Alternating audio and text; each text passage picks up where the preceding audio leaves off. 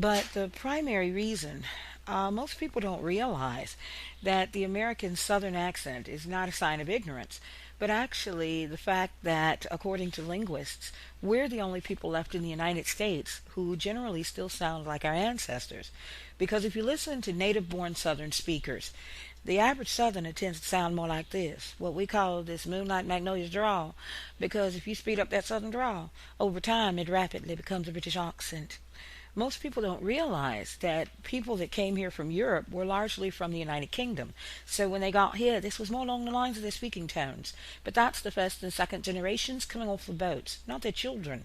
By the third and fourth generations, the kids don't quite sound like mum and dad anymore because they're starting to develop a slight elongation of the way they talk. What's today called the Virginia Tidewater accent.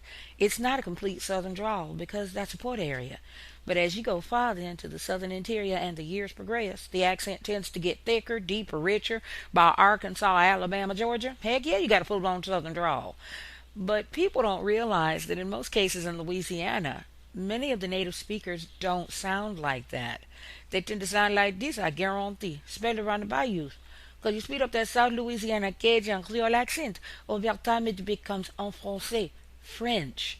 With, of course, certain exceptions in New Orleans, which tend to sound like more like New Yorkers because of the Irish and the Sicilian Italian influence. So they tend to sound a bit more like this. And people tend to get a little confused because they think, what, you from New York? Nah, I'm from New Orleans. Why?